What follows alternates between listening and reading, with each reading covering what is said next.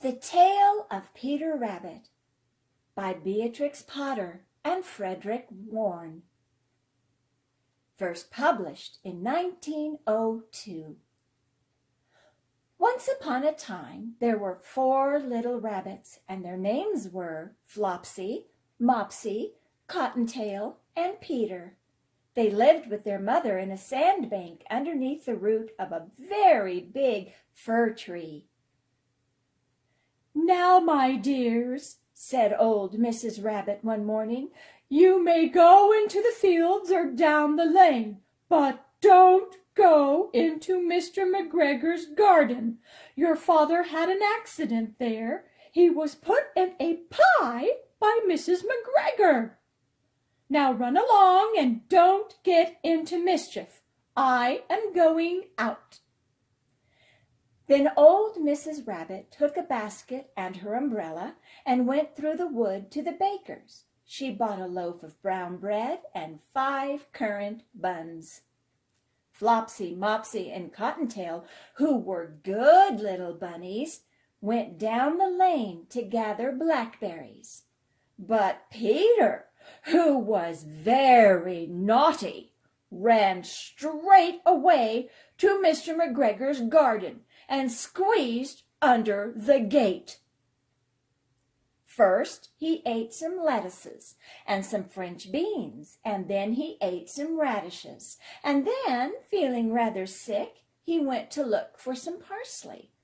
But round the end of a cucumber frame, whom should he meet but Mr. McGregor! Mr. McGregor was on his hands and knees planting out young cabbages, but he jumped up and ran after Peter, waving a rake and calling out, "Stop, thief!" Peter was most dreadfully frightened. He rushed all over the garden, for he had forgotten the way back to the gate. He lost one of his shoes among the cabbages and the other shoe amongst the potatoes.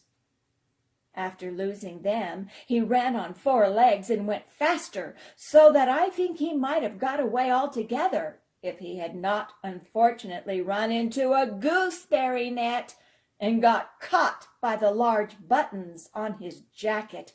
It was a blue jacket with brass buttons, quite new. Peter gave himself up for lost and shed big tears. But his sobs were overheard by some friendly sparrows who flew to him in great excitement and implored him to exert himself.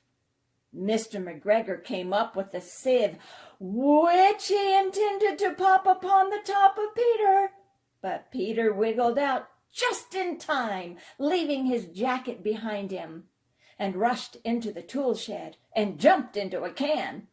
It would have been a beautiful thing to hide in if it had not had so much water in it.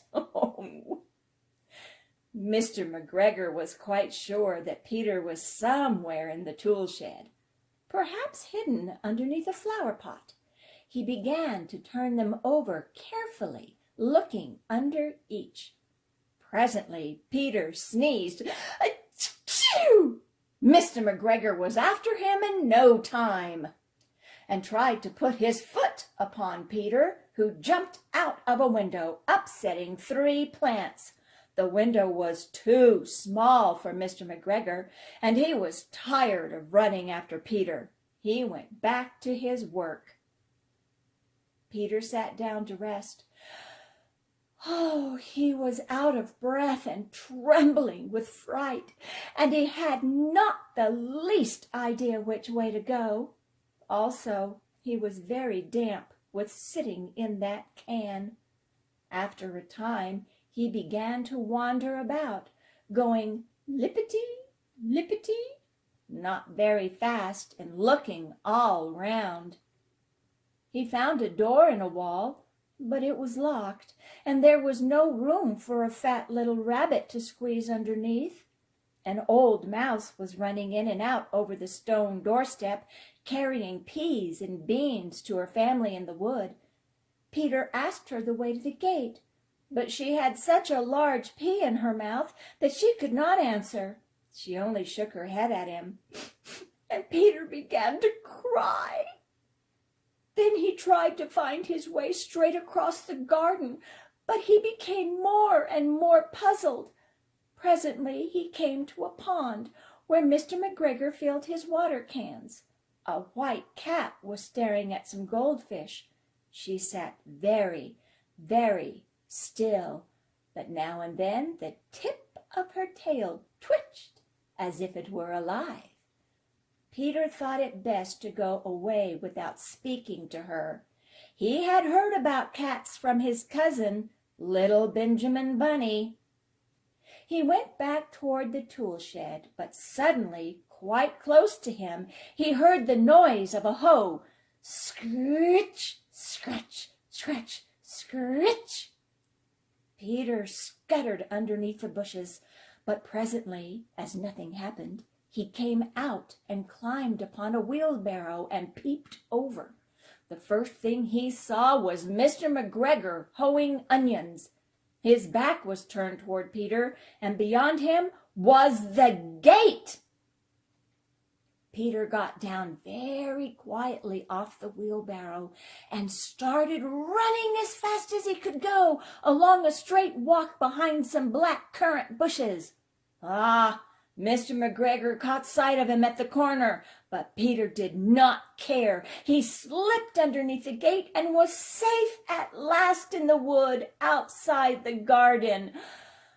Mr. McGregor hung up the little jacket and the shoes for a scarecrow to frighten the blackbirds.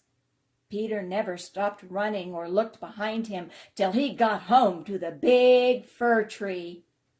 He was so tired that he flopped down upon the nice soft sand on the floor of the rabbit hole and shut his eyes. His mother was busy cooking. She wondered what he had done with his clothes. It was the second little jacket and pair of shoes that Peter had lost in a fortnight. I am sorry to say that Peter was not very well during the evening. His mother put him to bed and made some chamomile tea, and she gave a dose of it to Peter. 1 tablespoon to be taken at bedtime. But Flopsy, Mopsy, and Cottontail had bread and milk and blackberries for supper. The end. Wasn't that a great story? Peter Rabbit. It just goes to show you'd better listen to your mother, because if you don't and you get into Mr. McGregor's garden, then your jacket and shoes are going to end up on a scarecrow stick, and you're going to get sick and be sent to bed and have to drink chamomile tea.